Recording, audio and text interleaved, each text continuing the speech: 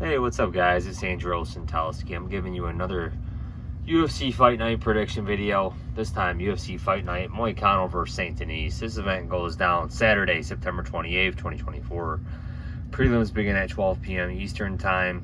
It's going down from the Accor Arena in Paris, France. This is the annual event in France. They might have two next year, but this is the annual one. It's not going down around Labor Day this year. It's a few weeks after. So let's get into it. First fight of the night. Bulgy Oki against Chris Duncan. I'm going to side with Oki here, man. Not a real confident pick. He's got a striking background. Chris Duncan just really hasn't impressed me in the UFC. So I think they're kind of setting up Oki with this fight, but Duncan is also from Scotland, so it's a European affair here, but I'm going to side with Oki here to get the win. Ludovic Klein against Nicholas Mota. Mota coming off that big win over Tom Nolan back in January. Ludovic Klein, this guy's 22-4-1. Time to get this guy a main event or on the main card for sure. I mean, this guy's looked really good. I'm going to side with Klein here to pick up the win, but again, let's see what Mota can bring to this fight. Morgan Charriere against AJ Cunningham. I feel like the UFC probably does not like AJ Cunningham, man. He is fighting Morgan Charriere here, and Charriere is a minus 1200. So again, guys, I'm going to side with Charriere here to pick up the win over AJ Cunningham. Kevin Jousset against Brian Battle. Odds are Brian Battle minus 135. Come back on Jousset plus 115, and I like Battle here, man. Two good fighters, man. Two good strikers. Jousset, I think he trains at City Kickboxing. He's 2-0 in the UFC. Battle, he's coming off that no contest over Ange Lusla in a fight that he was completely dominating, man. And he's got some good wins on his record. His only hiccup, as you could say, was against Renat Fakhretdinov, and you know, we know how good Renat is, but Renat has, you know, started to show possible cracks in his armor as far as what his conditioning. But I'm going to side with Battle here. Umar C against Dawoon Jung. C, he's 10-0.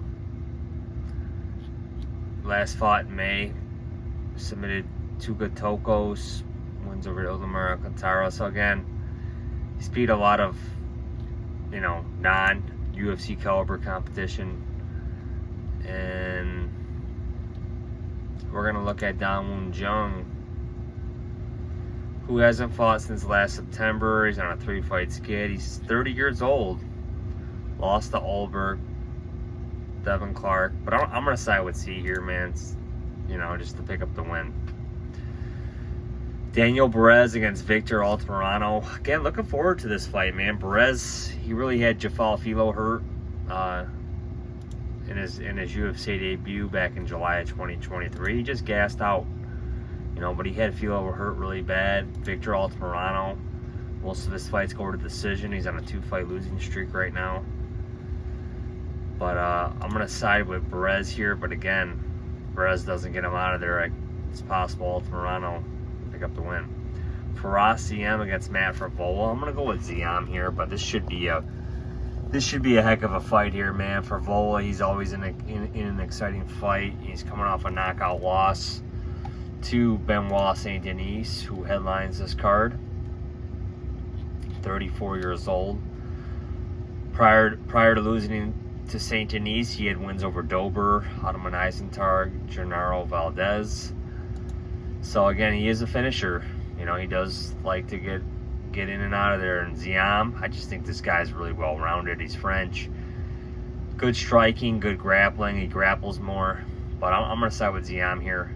Aline Perez against Daira Zheleznyakova. And I'm going to side with Daira here. She trains out of MMA Fight Factory, I believe, in Paris. Or MMA Factory. Again, this is kind of a step up for her. Aline Perez is on a 3-fight winning streak, I believe. But I'm just not really sold on her, man. She wants to wrestle. I just feel like she's more known for her body than her actual fighting. But I'm going to side with Daira here. GDR against Nora Corone. And I'm going to side with GDR here, but again, it's, you know, it's hard to say where she's really at. You know, it's 40 years old, making bantamweight, you know, lost to Norma Dumont back in April.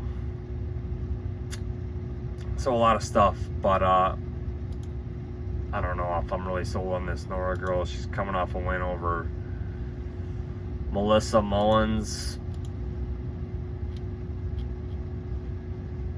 Jocelyn Edwards. I don't know. I'm going to side with GDR here. Next up, William Gomes against Joe Anderson Brito. I'm going to side with Brito here. I mean, this guy, he's coming off some nice wins over Jack Shore and Jonathan Pierce, man. He just really beat up Jack Shore in that fight. William Gomes, he was supposed to fight in Brazil against Gene Silva, but he got hurt or something. Gomes weight cut complications. Okay, so he had some weight cut complications. This guy is 3-0 in the UFC, but again, they're not giving him any favors here going up against Joe Anderson Brito. I'm going to side with Brito. Ian Kudalaba against Ivan Erslan.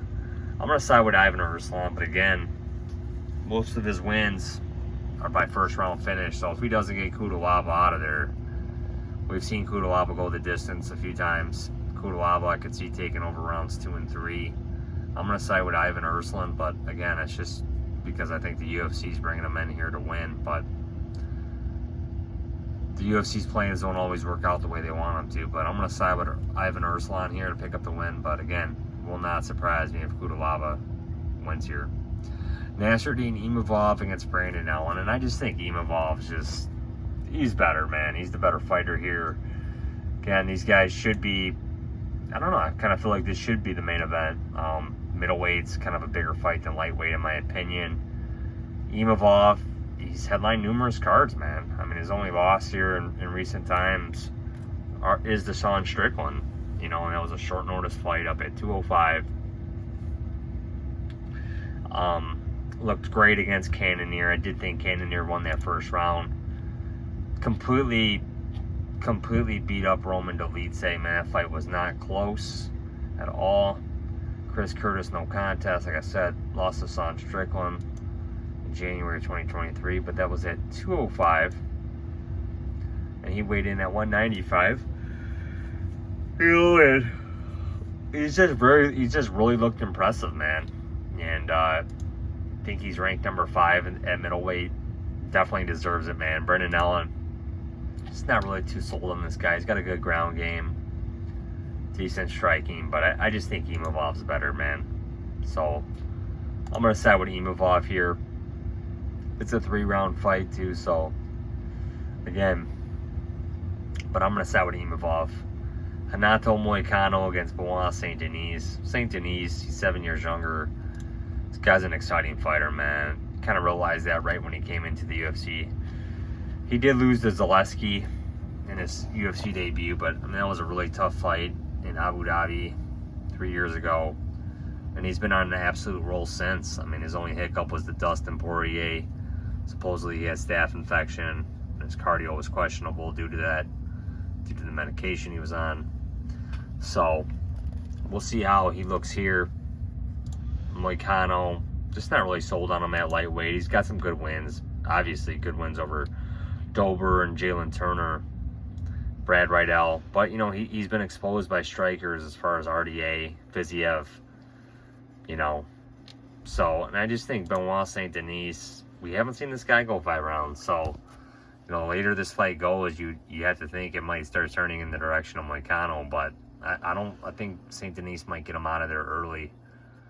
Try to really finish this guy in the 1st or 2nd round. So I'm going to side with Saint-Denis here. So guys, my picks: Saint-Denis, Imavov, Erslan, Brito, Jermaine Randamie, Daira, Zheleznyakova, Ziam, Barez, C, Battle, Charriere, Klein, and Oki.